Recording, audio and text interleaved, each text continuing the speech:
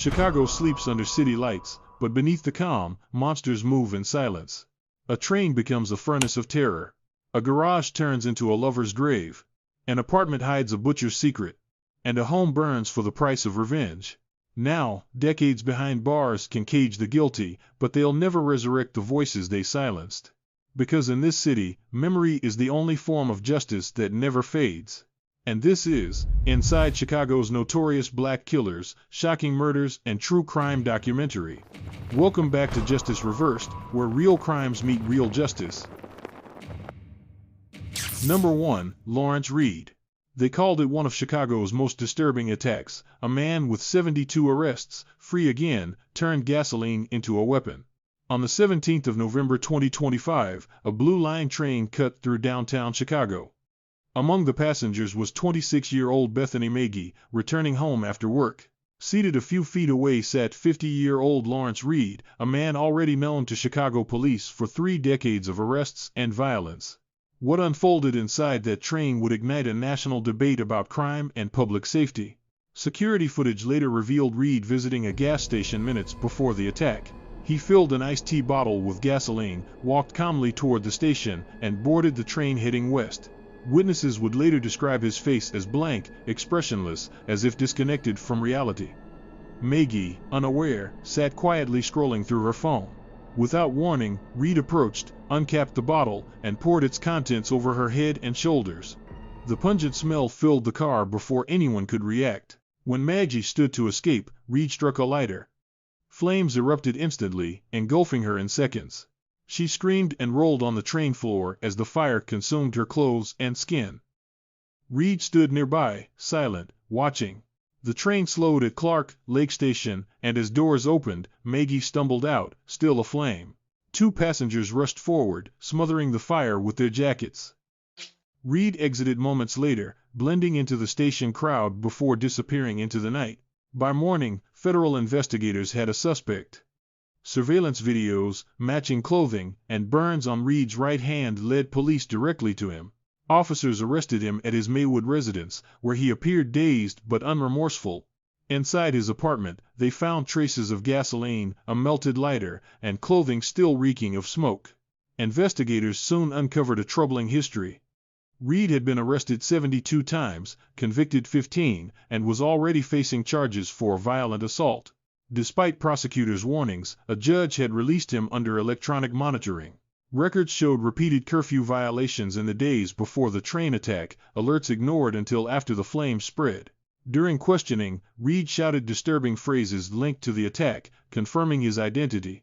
Federal agents charged him with terrorism against a mass transportation system, a charge carrying a potential life sentence. Court documents detailed the chilling sequence, an unprovoked act, premeditated within minutes, carried out in public view. At his first court appearance, Reed interrupted proceedings, shouting, "I'm guilty," repeatedly before requesting to represent himself. The judge denied the plea and ordered him held without bond, citing extreme danger to the community. Politicians criticized lenient bail policies, law enforcement unions demanded reform, and local residents questioned how a man arrested dozens of times could still walk free. Bethany Magee remained hospitalized, undergoing extensive burn treatment. 3 lessons emerged: unchecked repeat offenders endanger everyone, monitoring systems must be enforced, and justice must value prevention over paperwork. The Blue Line moved on that night, carrying the scent of burnt plastic and fear, a reminder that one man's freedom can cost another her future. Before moving on, if this truth hits you, press hype, stand with the forgotten, amplify justice, and make sure silence never buries the voices of the lost.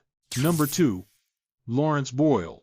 She had survived violence before, but this time, the danger waited inside her own garage. In September 2023, 30-year-old Chicago phlebotomist and single mother Sierra Jamison returned home to her rented property on South Indiana Avenue in the city's Greater Grand Crossing neighborhood.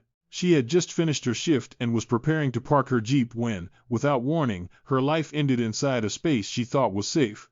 Unknown to her, 63-year-old Lawrence Boyle was already waiting inside the garage. He was someone Sierra knew well, an acquaintance of nearly 10 years who had recently become her romantic partner. Prosecutors later said Boyle claimed he feared Sierra had a gun, but when he realized she was unarmed, he continued to choke her with both hands until she stopped breathing. After the killing, Boyle took her phone and covered her body beneath a green tarp. Around the same time, Sierra's brother saw Boyle leaving the garage and was told that Sierra had thrown her phone and gone to the store.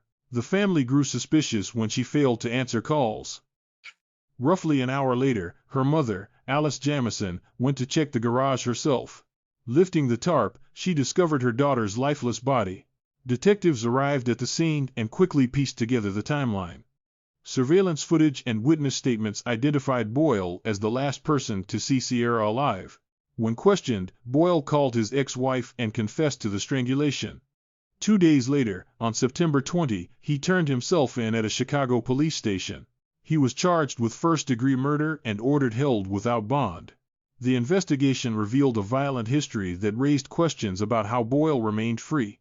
Court records showed prior charges for domestic violence and aggravated assault in 2011, dismissed within a month. He had also served time for child abuse, breaking and entering, and assault of a woman.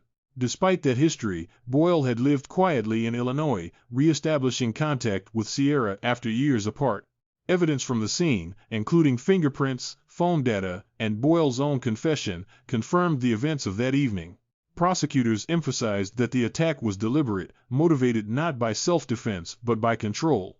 Boyle appeared in court days later, expressionless, as prosecutors outlined the case against him. The murder drew brief but intense attention across Chicago. It came only weeks after Sierra had been interviewed on television about violence against black women, a story in which she courageously shared surviving an earlier knife-point carjacking. Her death underscored the same issue she had hoped to bring awareness to.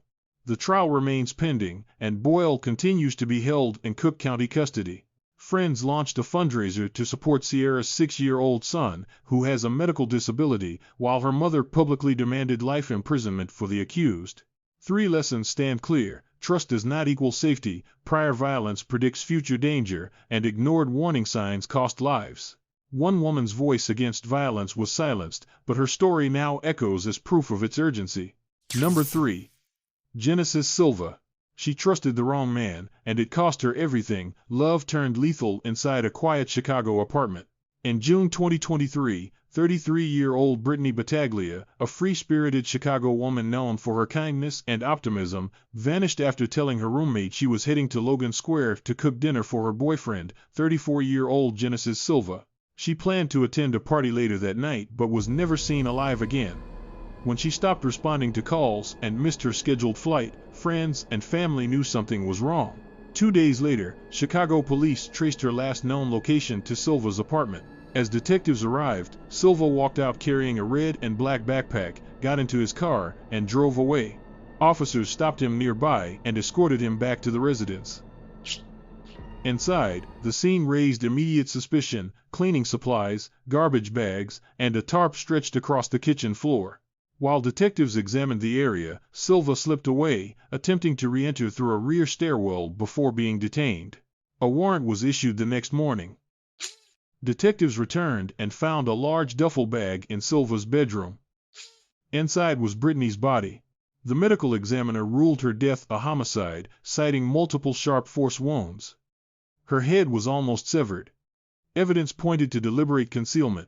Investigators recovered 2 machetes, one in Silva's backpack, another in his car, along with black gloves, a disposable paint suit, and a bucket containing traces of blood detected by forensic Blue Star technology. In a crumpled note, Silva had written, "Can you ask for an average time until smell, etc." The discovery turned the case into one of Chicago's most disturbing homicide investigations of the year. Silva, already a registered sex offender, had a long criminal history. In 2009, he was convicted of aggravated criminal sexual abuse after attacking his wife, a case that began with attempted murder and aggravated sexual assault charges later reduced to probation. He also had a record of violence and illegal weapon possession. Despite that history, he moved freely through the city, forming a relationship with Brittany roughly a year before the murder. Detectives pieced together a chilling timeline. Brittany's final location data matched Silva's apartment, the cleanup supplies were purchased days before her disappearance, and blood traces linked directly to her DNA. During questioning, Silva offered no cooperation. He was initially charged with concealing a homicidal death and obstruction but denied bond due to the brutality of the crime. 7 months later, in January 2024, prosecutors elevated the charges to first-degree murder, citing new forensic evidence and his attempt to hide the body. At his hearing, Silva remained silent as the court ordered continued detention. Prosecutors stated the case exemplified systemic failures in addressing repeat violent offenders. Public reaction was subdued but somber, centered on disbelief that a known predator had again been free. Brittany's family mourned quietly, calling for permanent justice. 3 lessons remain: unchecked leniency enables tragedy, past violence predicts future danger, and justice delayed always deepens loss. Brittany's story endures as a warning: kindness should never be punished by cruelty. Number 4. Marvin Wells. She spent her life feeding the hungry and praying for the broken, but the man she once helped became her killer. In the early morning of the 2nd of September 2023, 53-year-old Pastor Marisol Barrios was inside her modest West Garfield Park home in Chicago when her final act of kindness turned fatal.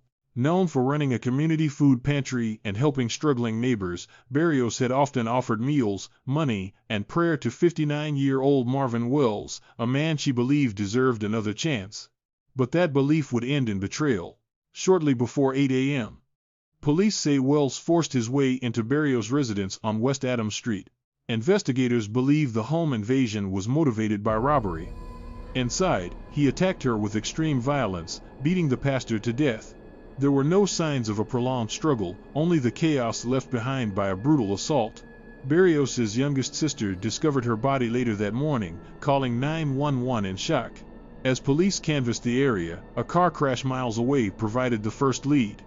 Around 5:30 a.m., officers responded to a vehicle collision near Fullerton and Costner. Behind the wheel was Wells, driving a stolen car. When officers searched him, they found Barrios' purse, stolen identification, and a small quantity of narcotics. For investigators, it was the evidence they needed. Wells was taken into custody and booked into Cook County Jail later that day. Detectives from the Chicago Police Department's Homicide Division began reconstructing the timeline. Surveillance footage, witness accounts, and digital evidence placed Wells near the victim's home hours before the attack. He had a lengthy criminal record stretching back nearly a decade, including arrests for trespassing, theft, and drug possession. The pattern revealed a familiar cycle: repeat offenses followed by short sentences, then reoffending within months.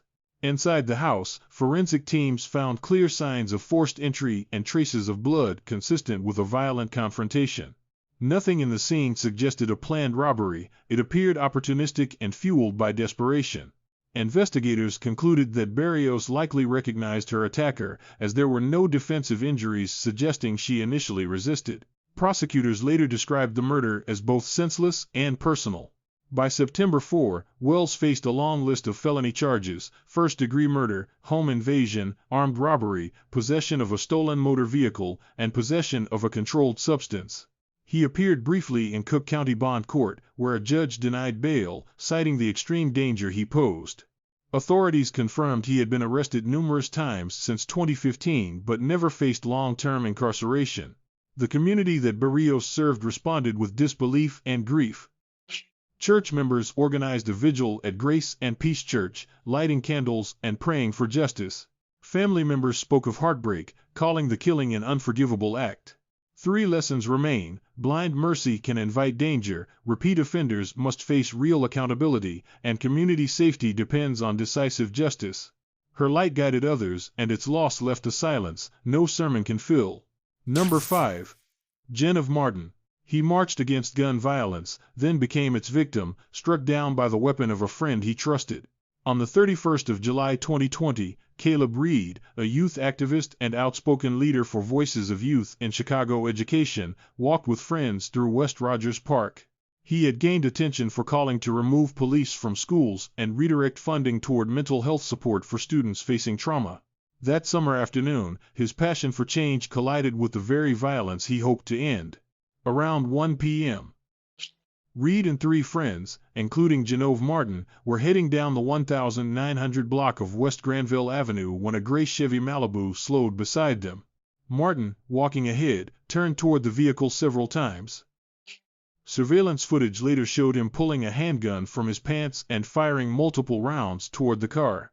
Reed, positioned behind him, ducked and moved forward, perhaps trying to flee or follow his friend.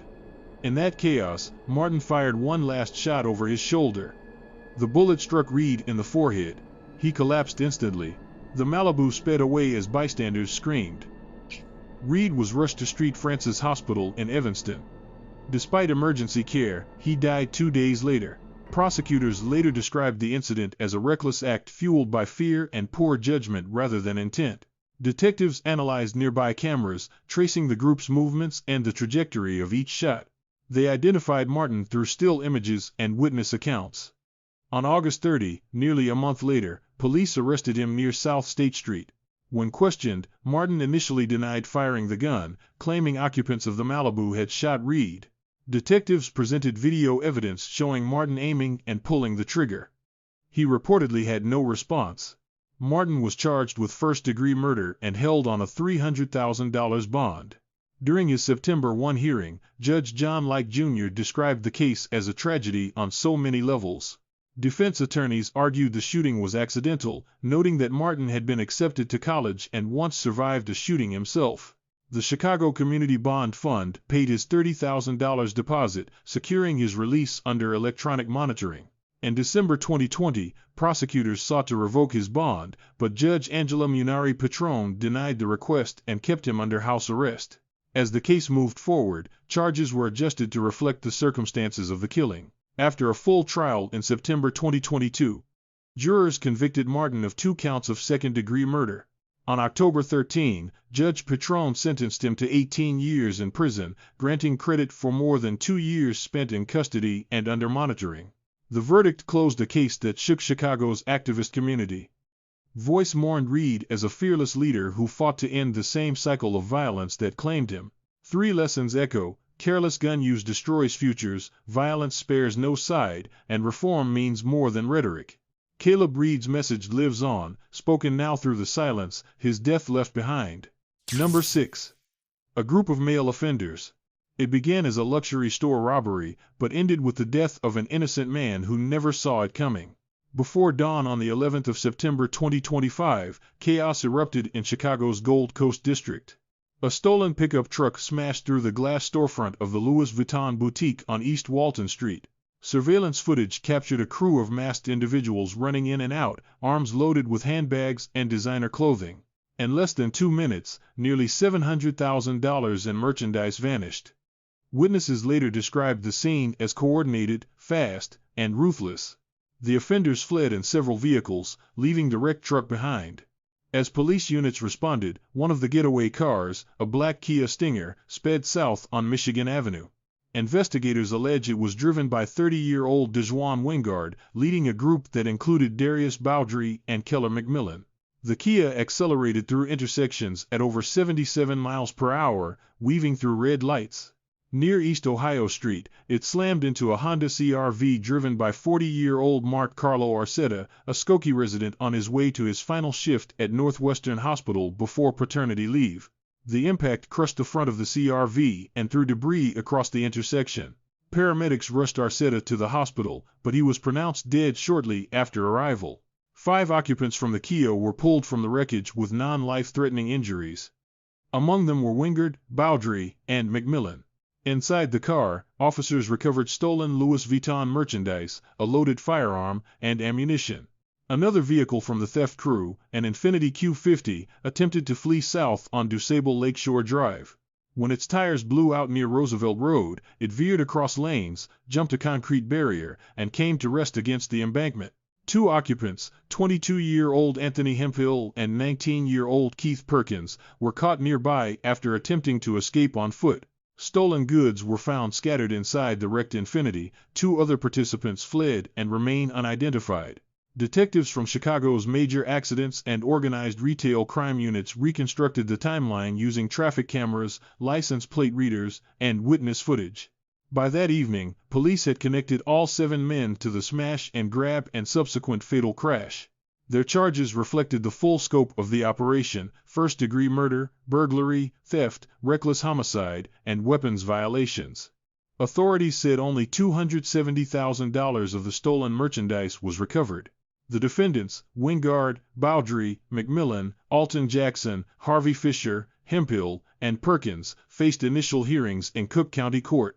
4 were ordered held without bond, while 3 remained hospitalized under police guard. Community reaction centered on the loss of Mark Arcetta, a devoted father and fiancé. His partner, Roanne Masankai, gave birth to their son the day after his death. A fundraiser supporting the family surpassed $55,000 as Chicago residents mourned a man killed while simply driving to work. 3 lessons remain: greed leaves collateral damage, reckless flight turns theft into murder, and one decision can destroy multiple lives. A crash meant to escape justice became the proof it never existed. Number 7. Anthony Moore, Martez Cristler, and Nicholas Virgil. It began as an insurance scam, but ended with the death of a firefighter who ran toward the flames others had created. In April 2023, veteran Chicago firefighter Jermaine Pelt lost his life while battling a blaze that prosecutors later described as an intentional act of arson for profit. The fire broke out at a 2-story home at 12017 South Wallace Street in West Pullman, a property owned by 47-year-old barbershop owner Anthony Moore. What appeared to be a tragic accident quickly unraveled into a criminal investigation exposing fraud, conspiracy, and greed behind the walls of a burning house. Moore had purchased the building in 2021 for $35,000, claiming he planned to renovate and rent it. But after 2 years, the home remained unlivable: no plumbing, incomplete drywall, and doors nailed shut. Still, Moore insured it as a rental property with State Farm in mid-2022 for nearly $400,000, including coverage for lost rental income. Investigators say that policy would later become his motive.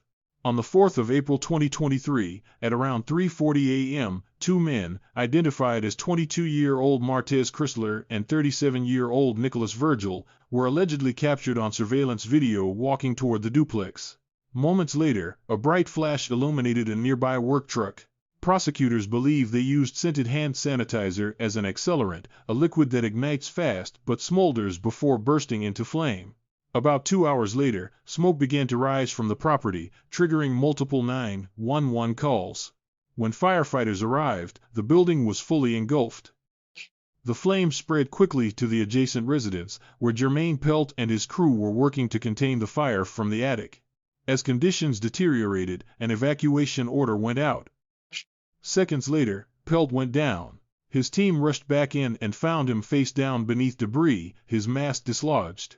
He was pulled from the attic and taken to Christ Medical Center, but he did not survive. The medical examiner ruled his death a homicide caused by carbon monoxide toxicity and soot inhalation. In the days following the blaze, Moore filed an insurance claim, listing fake tenants and claiming he had lost valuable tools. Investigators found inconsistencies. Witnesses said the house contained nothing but construction debris. Surveillance footage, license plate data, and cell phone records placed Moore, Cristler, and Virgil in contact before and after the fire.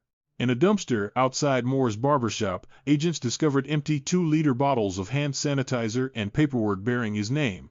By July 2024, authorities charged all 3 men. Moore faced fraud and forgery counts, while Cristler and Virgil were charged with murder and aggravated arson. Moore was released on electronic monitoring. Virgil remained detained.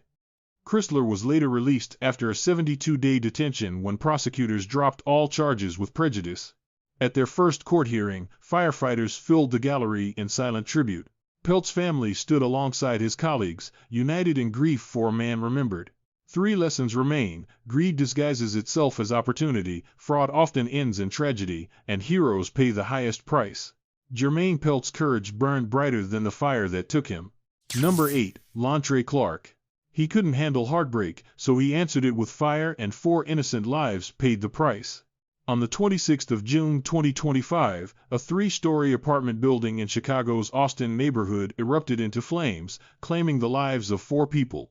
Prosecutors allege the blaze was deliberately set by 23-year-old Lontray Clark, driven by jealousy after learning his ex-girlfriend was dating his friend. What began as a personal vendetta became one of Chicago's deadliest arsons in recent years. Investigators said Clark discovered the relationship through a Snapchat post showing his ex inside the man's apartment. Furious, he allegedly texted her before setting his plan into motion. Just after midnight, Clark picked up his cousin, stopped at a gas station, and filled a yellow antifreeze jug with gasoline. Then, he purchased a black long-sleeve shirt, a mask, and a lighter from a nearby store. Surveillance cameras later recorded him parking in an alley behind 5200 West North Avenue and walking toward the building carrying the container. Minutes later, residents awoke to chaos. Witnesses reported explosions and saw fire spreading through stairwells and the courtyard. Prosecutors say Clark threw Molotov cocktails at both the front and back entrances, trapping people inside. His cousin later told investigators that Clark returned to the car and said he had lit the house on fire. From there, he drove to his grandfather's house, showered, and threw away his clothes. By 2 a.m., the building was fully engulfed, flames tore through multiple floors before spreading to neighboring homes.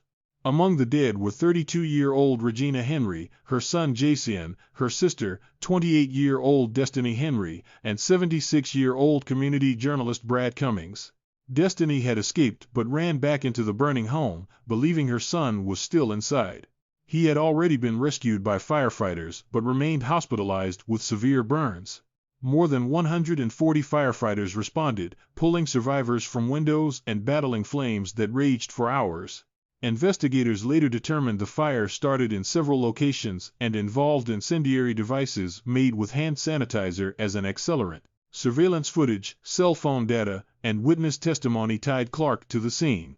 His cousin's statement proved crucial, confirming Clark's confession and the purchase of materials used in the arson.